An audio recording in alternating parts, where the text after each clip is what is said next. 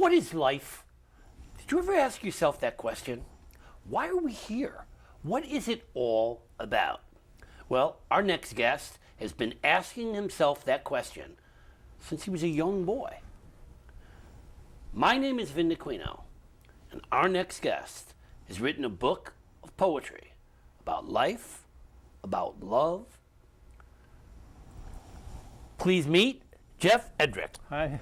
Jeff, let's talk writing. All right. Sounds good. Tell me a little bit, where did this all begin? Who is Jeff Edrich? Well, I just remember being 8 years old, standing on the front lawn, in suburbia. And one minute I was just asking myself, what am I doing here? Wow, and this is how old?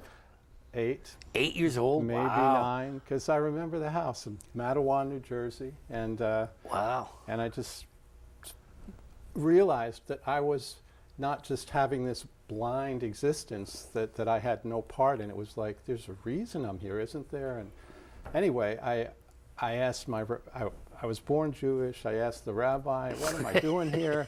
And he goes, oh, the Jewish religion is very rich heritage. And I was like, no, that's not the answer I want. No, that's not the answer. So anyway, I'd be walking to high school, with my friends, and sometimes you're walking alone. And I would think, well, what would come up with an idea, a myth or something to explain why you're here. And I thought, I can't remember. If I could remember, and then it occurred to me, and here's the myth. You're in a beautiful field with trees all around, and there's a river, and there's a house on the other side of the river. And I'm walking to high school and thinking, okay, this is what I'm thinking. And you know what's on the other side of the river. You know it. There's that house. You have to do something when you get there. And you're just sure of it. So you walk over to the river, you look back, okay, that's where I'm coming from, that's where I gotta go, that's what I gotta do when I get there. And the house is sort of like, things are gonna happen when you cross this river. So you get in the water, and you make your way across the water. And as you're crossing the water, you're starting to forget why you're even in the water, but you just know you're swimming to the other side. And by the time you get out on the other side and look back, you don't know why you're there. But you see a house, and you go, oh, well, I know what that is. And then you start your life. And I just figured that's the way it must be. We must have known why we had to come here. So you don't believe that this existence just began when we were born? And I imagine you don't believe that it ends when we die. Right. Is this just a stage in our entire life? Yeah. I don't know anything. I don't claim to know anything. I get Starbucks like everybody else, or tea or juice. I'm going to die and nobody's going to remember me. I mean, nobody even know. A lot of people, you look at Jesus or Moses or the most well-known figures in all of history, and they're forgotten. They're so not Dream followed. of Broken Feathers, is this like an exploration? It's just trying to figure out why you're here. Exactly. And what life is actually about. Exactly. So have you come to any answers? What is this all about, Jeff? No. No. Honestly, no. Okay. So I keep rethinking everything, that happens in life every day. And at a certain point, you just have to live. All right, so let's go back. 8 years old, you were asking yourself questions about what is life. Right. This continued all the way to high school. Right. So I came up with that myth in high school. Okay. And I felt, okay, I don't know what that really means, but that sort of fits. You cross the river, you want to do something. Were there dreams? No. But what happened is I continued searching. I had sort of, an unhappy home life. A lot of us do. Growing up's tough. And I left home before I finished high school. I went out to California to find it. Yeah, there you go. I ended up joining the Mormon Church just because they had a warm and fuzzy family, sort of feeling, and they really take you in. And I went on a mission in Germany and Austria. Wow. So I got to talk to a lot of people, and then I came back, met my wife, and the long and short of it is, I felt little bits of it in the mission field. You're praying, you're looking to God all the time, and you feel, but it still wasn't it. So then I kind of just dropped it. I give up. And you started concentrating on putting bread on the table? Yeah. What did you do for a living? Did you finally decide you needed a trade or something? Well, you got to do that. So yeah, you do. We're all dreamers, and I thought. But there is a sense of reality every once in a while that kicks you in the butt. Yeah, exactly. So, as a kid, you're watching movies and you think, oh, how cool! I want to do that. And I'm sick of hearing I want to be a director. So I'm embarrassed to say I was one of those kids going, oh, I want to be a director. But anyway, I ended up doing sound. So I work for ABC 2020, 60 Minutes, Dateline. I'm freelance. Wow, so you were up there in the big leagues. Well, I wish it was the big money, but it was the big leagues. You're working with people that you see on television on a regular basis. Wow. So how did you get into this? Is this did you have to go to school? Did you have to take courses? No. I played guitar as a kid. I wrote a little bit, music and stuff. And like I said, all this, why am I here and what does it all mean? It just went by the wayside.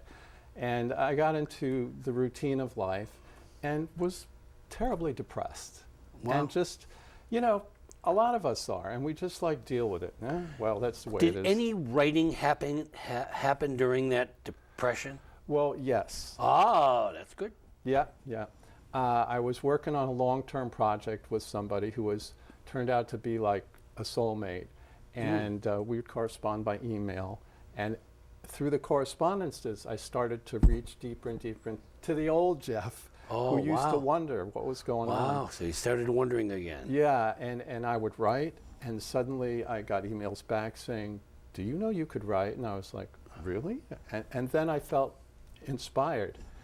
And one day I was getting a haircut, and one of the people in your writers group was there and, hooked me up, and I came to the group. I remember the first time you came to the writers group and you shared a poem. You knocked me off the seat, man. The poem was incredible.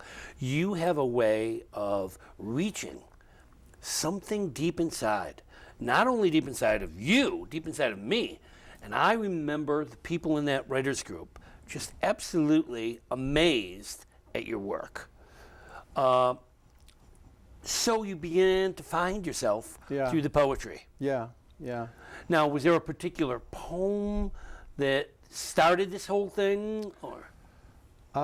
No, I just started to try to express what I was feeling that was dead for so long. And by the way, that person who I was emailing with, they awoke that whole conversation again. So now I was trying to say it, to what I've been inside me. So anyway, let me just really quickly say, when I write, I try to just look at life like in the form of a tribe. Because if I'm talking about all of us in our cars, in office buildings, on the trains, it's not distilled enough to its... No, you said tribe? Yeah. Native American tribe? Native American, yeah. Okay. Or any tribal unit, Okay, so... Cavemen. I mean, any group... So like a core unit of people. That they need each other to survive in this life, and they can't exist. If one person drops the ball, the whole thing falls apart. So in my mind, whenever I'm writing, I try to go to that core unit. Okay. And nature, we're going to die if we don't eat. And I always look at those elements. And also the questions that a core unit would have. Yeah. Like love and right. passion and okay. Yeah. All right. So, I'm with you. Yeah. So let me just do a little piece of this one called "My Departed Spirit," and I'll just read A part of it. Okay. Okay. Again, my departed spirit. Nature throws the seeds of antelopes, buffalo, and eagles into the wind. They fall into little fires as they touch the ground and begin the burning of their soul. She plants her seeds, fanning the world into flame. We are caught without direction in a river running, swimming with parents who can barely swim, clawing our way to shore, throwing spears into warm blood, wrenching the root of life from the ground, learning the fear of hunger and how to kill for fear of hunger. From morning sun till evening's moon, from crawling on hands to walking with cane.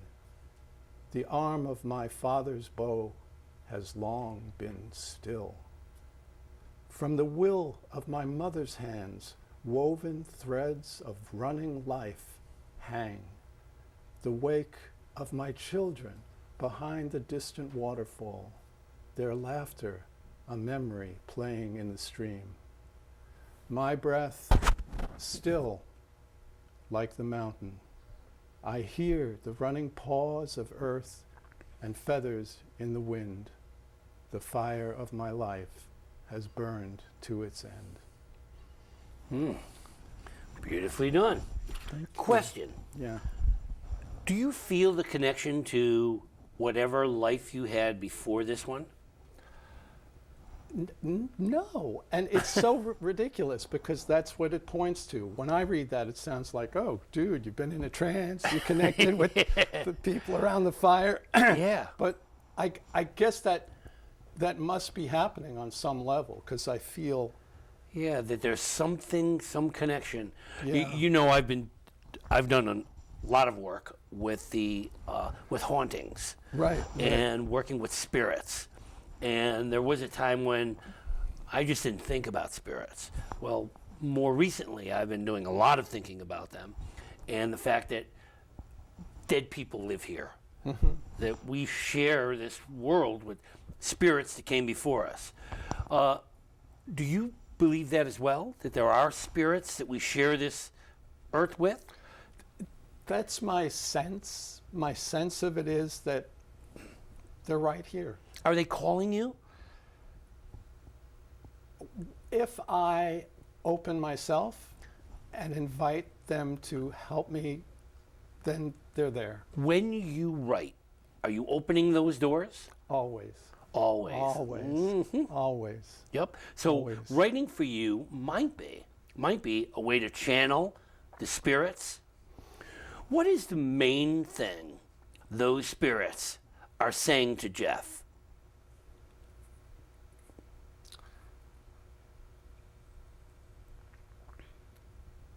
To understand the core of your heart, until you can't dissect it anymore and all you've got is a heart beating, what is there?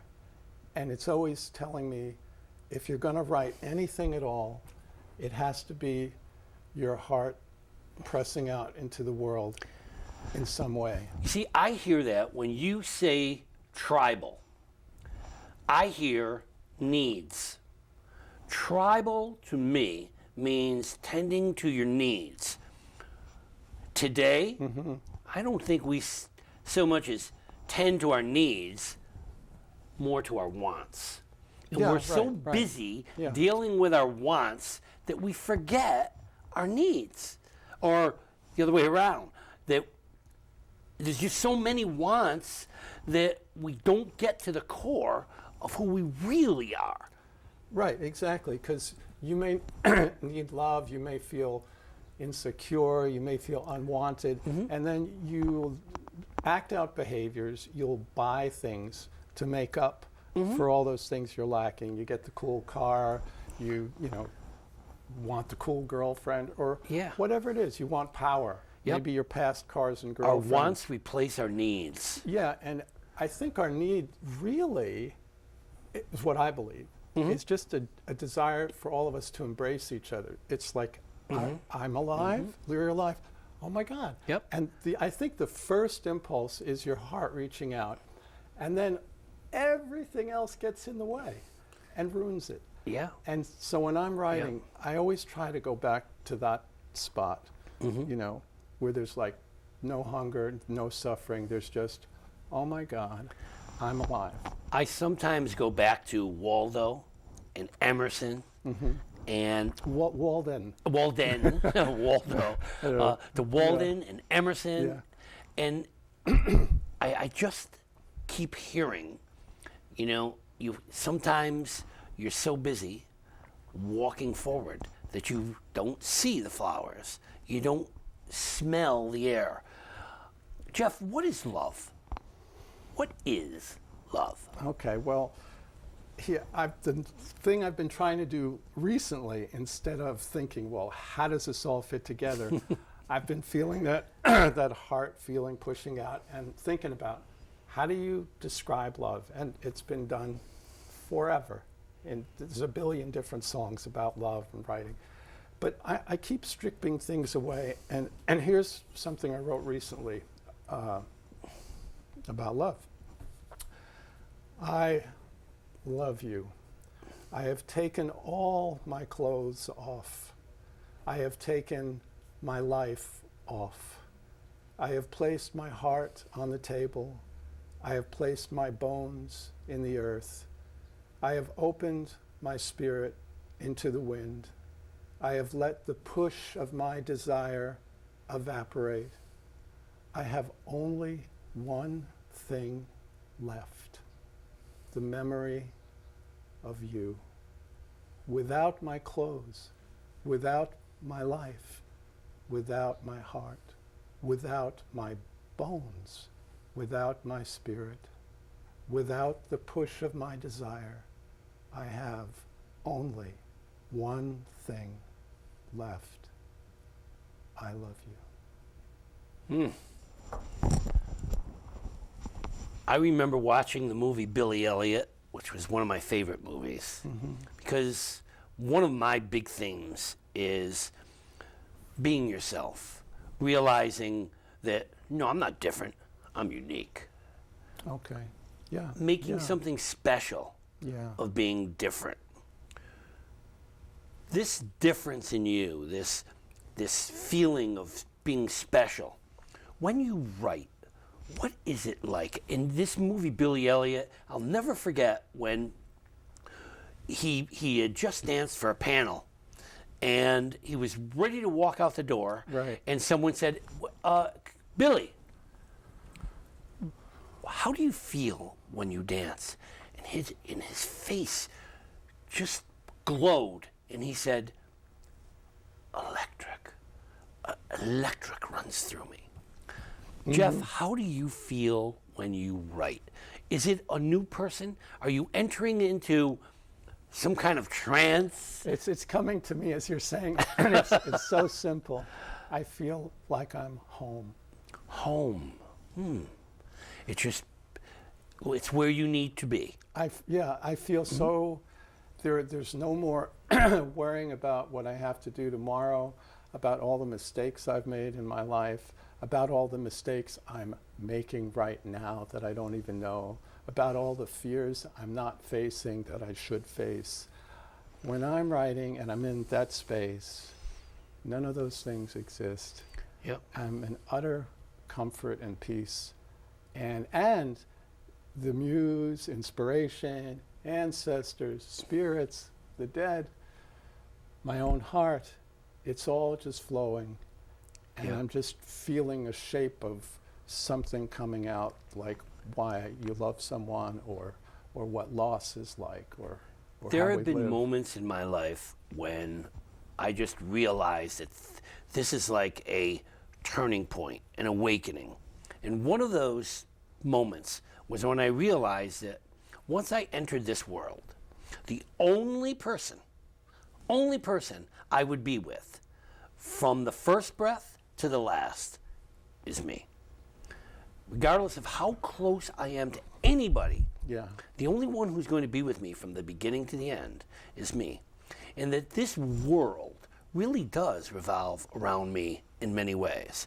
And everything that I see is a lesson. Yeah. Now, the question is, what is it a lesson for? Do you learn all these things and die and it's over? Where do we go from here, Jeff? Have you been there? Still pondering it? The only answer I can give you that's honest and, Yeah. and really true from my heart is if if I'm in that space of, writing, that space of inspiration, or a meditation, which let's strip meditation down to the basic core of it. Okay. It's just so you stop thinking and you can feel the presence of everything else that exists when your mind Is it like an out-of-body experience? Yeah, just about. I have never had that. That's happened to other people, not to me. Okay, okay. But, excuse me, that sense of a connectedness to something that you can't even speak about exists. And the reason it's hard to talk about is because it is not of the mind, Vinny. The thing that is not of the mind is the underlying everything, breath of the universe, silently speaking.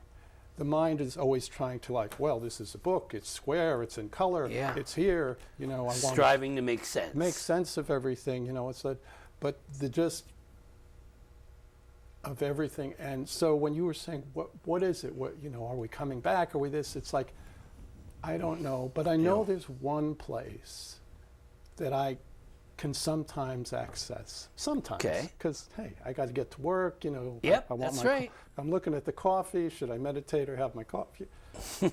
If you take that minute, and whether it's writing, whether it's running, whether you just simply sit on the edge of your bed for a minute, or you sit in your car before you go to work for 30 seconds and you just go, I'm here. Yeah. That's what I believe now is the closest I can come to knowing anything. And again, you can't think about it because it's not of the mind, it's of this What's other amazing is, for me, I've been able to make connections, very strange connections. But the question is, what am I connecting? And I'm still not quite there yet. One thing I am pretty convinced of at this point, Yeah. that the mind, the soul, the body are separate. That the soul is not necessarily connected to the body. So that if we leave this body behind, the soul continues. Where exactly it continues to, I'm not quite sure. I mean, I've been brought up in religion my whole life. But the question is, what goes from here? And is there any such thing as a trapped soul? My books are all about that. Yeah. I mean, that's what it is. I've been haunted by some of these people. Sybil Luddington, George Denny. Right. I hear them. I feel them. Right. Do I believe in ghosts? I believe in spirits. I do know that. And this haunting is there. I mean, it is there. Well, the thing that occurs to me as you're speaking is I've read about it. A lot of people have talked about it. Nothing new from me. Is that your soul will put this body on. It'll put your body on, live this life. But Right. it's the soul underneath that's having a lesson. Yeah, And part of and it- is it a lesson? And then what is it a lesson for? Well, A lot of questions. did you? I'm just throwing this out. Yep. Here. Did you come to learn what it is to be a victim? To be a victim, so many abusive relationships, people allow it. They're like, oh, did you come and learn to be ruthless? To be, did you come just to serve others? So I'm guessing that at some point, if your soul has experienced everything in life, let's say you have been every person in the entire existence of the planet, and you've been through every experience, at some point does your soul say, I'm just going to rest here in space and I'm good? So, Jeff, is it safe for me to say that your writing is really an opportunity for you to question, not necessarily find answers, but to ponder questions, to go through and just keep asking yourself, what is this all about? And even though you may not have the precise answer at this moment, you're doing something very important. You're using writing as a tool to explore who you really are. Right. And often that's exactly what writing is. It's a chance to go inside, to explore who you are while you're there.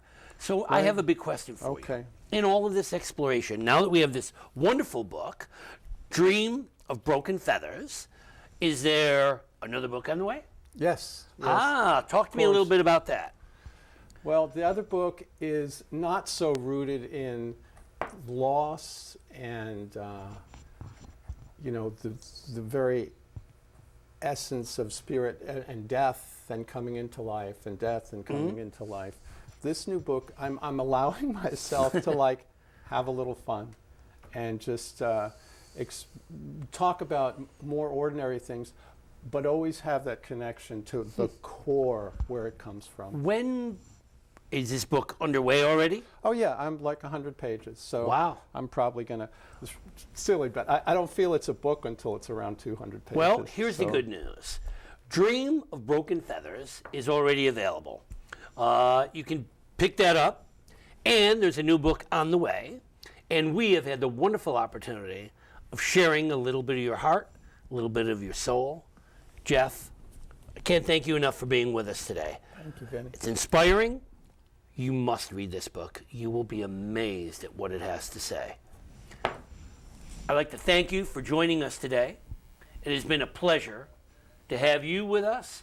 And Jeff, it's been a pleasure to have you with us. Thank you for joining us for Let's Talk Writing.